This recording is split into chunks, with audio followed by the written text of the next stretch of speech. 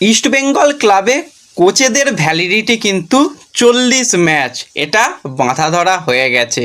হ্যাঁ, এই ভিডিওটা হতে চলেছে ইস্টবেঙ্গলের কোচদের নিয়ে কথা বলা, যেখানে অলরেডি অস্কার ব্রুজনের বিদায় ঘন্টা বেজে গেছে। জানি ভিডিওটা অনেকেরই ভালো লাগবে না, তো তারা স্কিপ করতে পারো। যাদের মনে হবে ভিডিওটা দেখা দরকার অবশ্যই দেখতে পারো, তাহলে কিন্তু সম্পূর্ণ আলোচনাটা তোমরা বুঝতে পারবে এবং তারপর তোমরা তোমাদের মূল্যবান মতামত আমাকে কমেন্টে জানাতে পারবে। তো আমি একটা পরিসংখ্যান যেটা দেখছিলাম সেটা হচ্ছে ইস্টবেঙ্গল কিন্তু এই বিগত আইএসএলে আসার পর থেকে প্রচুর কোচ পরিবর্তন করেছে এবং লাস্ট যদি 10 বছরের দিকে তাকাও সেখানে ভাই 1 ডজন কোচ পরিবর্তন হয়েছে। কিন্তু আদেও ইস্টবেঙ্গলের রেজাল্টের কি কোনো পরিবর্তন হয়েছে? ইস্টবেঙ্গল এই লাস্ট 10 বছরে কটা ট্রফি জিতেছে বলো তো? সেটা তোমরা বলতে গেলে সবার আগে একটাই মাথায় আসবে, ওই তো ইস্টবেঙ্গল একটা সুপার কাপ জিতেছিল। বাদ বাকি টুর্নামেন্টে ইস্টবেঙ্গল একদম প্রচুর ফাইট দিয়েছে, দিয়ে ট্রফি আনতে পারেনি। কিন্তু দিনের শেষে ট্রফি হচ্ছে আসল কথা, সেটা পরিষ্কার আমরা জানি। এবং বড় ক্লাবের জার্সি গায়ে যে সমস্ত প্লেয়াররা খেলে তাদের যেরকম দায়িত্ব থাকে, সেরকম কোচেদের উপরেও কিন্তু অনেক দায়িত্ব থাকে দলকে সাফল্য এনে দেওয়া। তো কোচ অস্কার ব্রুজনের বিদায় ঘন্টা কার্যত বেজে গেছে কালকে ম্যাচে 2 পয়েন্ট নষ্ট করার পর। হ্যাঁ, শুধু কি কোচের দোষ? প্লেয়ারদের কি কোনো রকম দোষ নেই, নাকি এটা অন্যরকম কিছু ব্যাপার চলছে? তো ব্যাপারটা একটু আমরা যদি ভিতরের দিকে ঢুকি, তো অস্কার ব্রুজনকে কেন আনা হয়েছিল সেটা সবার আগে তোমাদের জানা দরকার। যে কোচ কার্লেস কোয়াদ্রার টানা 5 ম্যাচ কিন্তু হেরেছিল, ইস্টবেঙ্গল সেখানে জঘন্য পারফরমেন্স, 0 পয়েন্ট পেয়েছিল, সেই কারণে তাকে ছাঁটাই করা হয়েছিল। এবার যেই কার্লেস কোয়াদ্রাত অত ভালো পারফরমেন্স সুপার কাপে করালো, ডুরান্ড কাপে করালো এবং সুপার কাপে ট্রফি এনে দিল, আইএসএলও চেষ্টা করলো ভালো কিছু করার, হঠাৎ কি এমন হলো সেখানে একদম কার্লেস কোয়াদ্রাত জঘন্য থেকে জঘন্যতর কোচ হয়ে গেল। শেষ পর্যন্ত কোচকে ছাঁটাই নয়, কোচ নিজেই ভদ্রলোক ভদ্র মানুষ পদত্যাগ করে ইস্টবেঙ্গল থেকে কোনো রকম আর্থিক জরিমানা না নিয়ে সে কিন্তু বেরিয়ে গিয়েছিল। সসম্মানে কিন্তু সে নিজের দল থেকে বেরিয়ে গিয়েছিল। তো সেটা তো ভালোই রয়েছে এবং তখনই তোমাদের জানিয়ে দিয়েছিলাম যে এই দলের পরবর্তী কোচ হওয়ার দৌড়ে এগিয়ে রয়েছে অস্কার ব্রুজন এবং পরবর্তী সময় অস্কার ব্রুজনকে নিয়ে আসা হয়। তো দুটো কোচের আমরা একটুখানি যদি পরিসংখ্যান দিকে তাকাই, তো কোচ কার্লেস কোয়াদ্রাত ইস্টবেঙ্গলকে টোটাল কিন্তু কোচিং করিয়েছিল 40টা ম্যাচ। সেখানে ISL, super cup, Durand cup সমস্ত টুর্নামেন্টই ছিল। 40টা ম্যাচে কোচ কার্লেস কোয়াদ্রাত ইস্টবেঙ্গলকে 17টা ম্যাচ জিতিয়েছিল, 7টা ম্যাচ ইস্টবেঙ্গল ড্র করেছিল এবং 16টা ম্যাচ কিন্তু ইস্টবেঙ্গল হেরেছিল। পাওয়া বলতে ইস্টবেঙ্গল কিন্তু সুপার কাপ চ্যাম্পিয়ন হয়ে এশিয়া মঞ্চে খেলার সুযোগ পেয়েছিল এবং এই যে 40টা ম্যাচে 1.45 পয়েন্ট রেশিওতে কিন্তু পয়েন্ট এনেছিল কোচ কার্লেস কোয়াদ্রাত। পরবর্তীতে আমরা দেখলাম অস্কার ব্রুজনকে নিয়ে আসা হয়। সে এএফসির বাদবাকি টুর্নামেন্ট, গত বছরের আইএসএল, এই বছরের ডুরান্ড কাপ, সুপার কাপ, আইএফএসএল এবং এই আইএসএলের 5টা ম্যাচ খেলিয়েছে এখনও পর্যন্ত।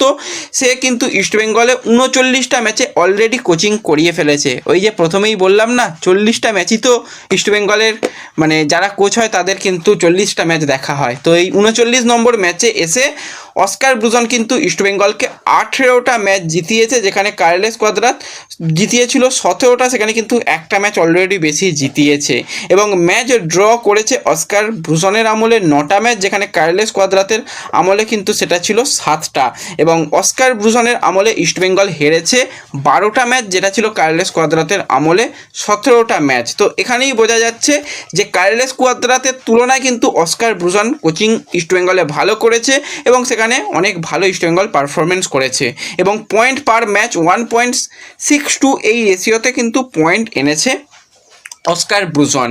তো এই সিজনের শুরু থেকে তো ইস্টবেঙ্গল ভালোই খেলছিল। আমরা দেখলাম একটা ম্যাচে অঘটন ঘটেছিল, ডায়মন্ড হারবারের বিরুদ্ধে হেরে গিয়ে ডুরান্ড কাপ থেকে ছিটকে যেতে হয়েছিল। আইএফএ শিল্ডে সেখানে তো কোচের কিছু করার নেই, যখন 90 মিনিট পর্যন্ত ম্যাচ ড্র, তারপর পেনাল্টি শ্যুট আউটে, সেটা তো লাক, সেখানে কিছু করার ছিল না।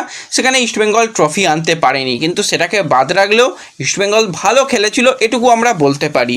তার পরবর্তী সময় আমরা সুপার কাপেও দেখলাম ফাইনাল পর্যন্ত গিয়ে শেষ মুহূর্তে সেই পেনাল্টি শ্যুট আউট, সেখানেই ইস্টবেঙ্গলের ট্রফি এলো না। তো এটা লাক খারাপ ছাড়া ছাড়া কিছু বলা যাবে না, কারণ এই 90 মিনিট, তারপরে অ্যাডেড টাইম, তারপরে পেনাল্টি শুট আউট, তারপরে সেই সাডেন ডেথে গিয়ে শেষ পর্যন্ত ইস্টবেঙ্গল ট্রফি হাতছাড়া করেছে।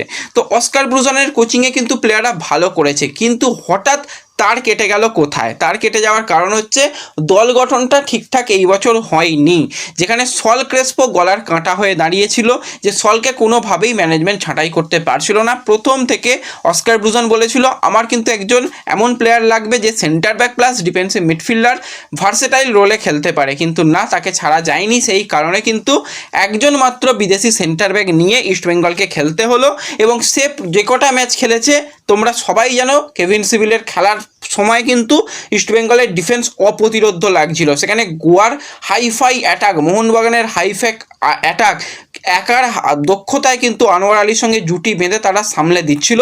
সেখানে কিন্তু ইস্টবেঙ্গল ডিফেন্সিভ ওয়ার্ক দুর্দান্ত করছিল, কিন্তু ওই একজন প্লেয়ারের ছিটকে যাওয়াটা ইস্টবেঙ্গলকে কিন্তু বিরাট বড় একটা ধাক্কা দিল। এবং আমরা আইএসএলের প্রথম থেকেই বলছিলাম, যদি যত তাড়াতাড়ি একজন ব্যাকআপ সাইনিং করানো যাবে, সেটা যে কোনো প্লেয়ার হোক, সেটা কিন্তু ভালো হবে। তা না হলে কিন্তু এই জায়গাটা ভোগান্তি করতে হবে।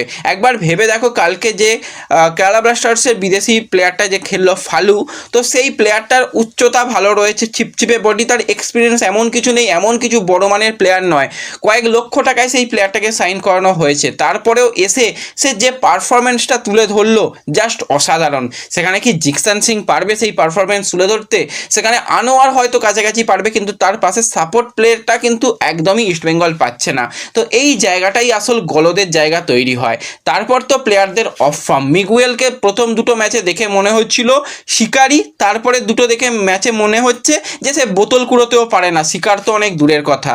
মানে এতটা সেলফিশ ফুটবল হঠাৎ কেন মিগুয়েল খেলতে শুরু করলো সত্যি জানা নেই। এবং ড্রেসিং রুমকে ভেস্তে দেওয়ার জন্য বাইরে থেকে অনেক কিছু বলা হয়েছিল, সেটা তোমরা সকলেই জানো। হ্যাঁ, একটা সংবাদপত্র থেকে যেটা আপডেট বেরিয়েছিল সেটা সম্পূর্ণ মিথ্যা ছিল, এবং সেটা তোমরা সবাই জানো। তো এই সব কিছু করা হয়, এবার কারা করে, কেন করে, সেগুলো আমরা সবাই জানি। দিনের শেষে পকেটের তো মোটা টাকা ঢোকাতে হবে নাকি? সে দল যাই হোক, দল কি করছে কিচ্ছু দেখার দরকার নেই। সমর্থকরা আজকে দুটো কথা বলবে, কালকে চুপ হয়ে যাবে, ম্যাচ জিতলে আবার সমর্থকরা সব ভুলে যাবে, এরকম তারা জানে। তারা এই স্ট্র্যাটেজিতে কিন্তু লাস্ট 10-15টা বছর ধরে চালিয়ে আসছে। হ্যাঁ, প্লেয়ার খারাপ করলে প্লেয়ারকে ছাঁটাই করতে হয়। কোচ কার্লেস কোয়াদ্রাস খারাপ করেছিল, তাকে ছাঁটাই করতে হয়েছিল। অস্কার ব্রুজনও যেরকম কাজ করছে তাকেও হয়তো ছাঁটাই হতে হবে, কিন্তু এই ম্যানেজমেন্ট, এই সিস্টেম যে দিনের পর দিন খারাপ কাজ করে যাচ্ছে, কেন তাদের ছাঁটাই করতে কেউ পারছে না? কালকে তো দেখলাম, দেখে আমার রীতিমতন হাসি পেল, যে যখনই ইস্টবেঙ্গলের শীর্ষকর্তা বাইরে এসে বক্তা দেওয়া শুরু করলো, তখন সবাই এসে বললো দাদা আপনার পাশে আছি। তার আগে পর্যন্ত কি চলছিল, যে ম্যানেজমেন্ট হাঁটাও, এই করো, ওই করো। আরে কি সৎ সাহস কোথায়? প্রশ্নটা কে তুলবে? যে রাজা তোর কাপড় কোথায়, সেই প্রশ্নটা কে তুলবে? কেউ তোলার লোক নেই। তো সুতরাং যেটা হচ্ছে সেটা হতে দাও। বারবারই কিন্তু এই বলির পাঁঠা হবে কোচেরা, সেটা স্বদেশি কোচই হোক, সেটা বিদেশি কোচই হোক, পৃথিবীর যে কোনো কোচ কিন্তু ইস্টবেঙ্গল ক্লাবে এলে সেই বলির পাঁঠা সেই হবে। তাছাড়া কারোর কিচ্ছু এসে যাবে না। প্লেয়ারদেরও দায়ভার নিতে হবে। কেন প্লেয়াররা এতটা খারাপ খেলছে, এতটা ফিটনেসের ঘাটতি? এতদিন তো এটা ছিল না। তাহলে ড্রেসিং রুমটা কিন্তু পুরোপুরি বিগড়ে দেওয়া হয়েছে। সেটা কোচ কোনোদিনই চাইবে না তার ড্রেসিং রুম নষ্ট। কোচ সবসময় চাইবে তার ড্রেসিং রুম ভালো থাকুক, প্লেয়ারদের সঙ্গে সুসম্পর্ক বজায় থাকুক। তো এগুলো পুরোপুরি প্রসেস, সেই কথাই আছে না, ট্রাস্ট দ্য প্রসেস, সেই প্রসেসেই চলছে। এবং দিনের শেষে বলির পাঁঠা হবে সেই কোচ, এটাই হচ্ছে ব্যাপার। তো যেরকমটা শোনা যাচ্ছে, হয়তো অস্কার ব্রুজনের সময় শেষ। সেই জায়গায় থাংবয় সিংটোকে তো আগে থেকেই রাখা রয়েছে, সে তো কোচ হয়ে যাবে, কোনো অসুবিধা নেই। ভাই থাংবয় সিংটো কী সাফল্য আছে ইন্ডিয়ান ফুটবলে? সাফল্য দেখাতে পারবে? কোনো সাফল্য দেখাতে পারবে না। এই জায়গায় যতটুকু আমি শুনতে পেলাম, হ্যাঁ, এখনও তার কোনো রকম কংক্রিট আপডেট নেই। যদি এটা হয়, বলবো না যে খুব খারাপ হবে। যদি অস্কার ব্রুজনকে শেষ মুহূর্তে ছাঁটাই করা হয়, সেক্ষেত্রে ইন্ডিয়ান ফুটবলে এক্সপিরিয়েন্স কোচের উপর ভরসা রাখার একটা চিন্তাভাবনা রয়েছে, যেখানে কিন্তু মোহামেডানকে আই লিগ চ্যাম্পিয়ন করেছিল আন্ডে চার্নিসভ। তো সেই চার্নিসভের কিন্তু কোচিং রেকর্ড ইন্ডিয়ান ফুটবলে যথেষ্ট ভালো। মোহামেডানকে আই লিগ চ্যাম্পিয়ন করেছিল। এছাড়া কেরালা সুপার লিগেও কিন্তু ব্রিলিয়ান্ট পারফরমেন্স করিয়েছিল তার দলকে, তো সেই দিকেও কিন্তু একটু নজর রয়েছে বলে শোনা যাচ্ছে যদি যদি ওখানে অস্কার বিদায় হয় সেক্ষেত্রে। তো বারবারই বলছি, বলির পাঠা শুধুমাত্র করা হবে কোচেদের, এছাড়া আর কিছুই নয়, কিছু বলার নেই এই ব্যাপার নিয়ে, কিছু বলার নেই। একই সিস্টেম, ওই দিনের পর দিন একই জিনিস চলে আসছে। পাল্টানো দরকার, হ্যাঁ ম্যানেজমেন্ট পাল্টানো দরকার। কোচ পরিবর্তন করে আখেরে কোনো দিন কোনো ক্লাবের সেরকম খুব বড় কিছু লাভ হয়নি যদি না সেই কোচকে ট্রাস্ট করা হয়, তার প্রসেসকে ট্রাস্ট করা হয়। তো সুতরাং যেটা হচ্ছে সেটা আমরা দেখতেই পাচ্ছি, কিছু বলার নেই। তো তোমরা তোমাদের মতামত অবশ্যই জানিও যে কোচ পরিবর্তন নাকি ম্যানেজমেন্ট পরিবর্তন সবার আগে প্রয়োজন। তোমরা তোমাদের মূল্যবান মতামত আমাকে কমেন্টে জানিও। এবং এই যে কথাগুলো বললাম হয়তো অনেকের খারাপ লেগেছে, তার জন্য সরি। এবং যদি ভালো লাগে অবশ্যই লাইক শেয়ার করে দিও। দেখা হবে পরবর্তী ভিডিওতে। ধন্যবাদ।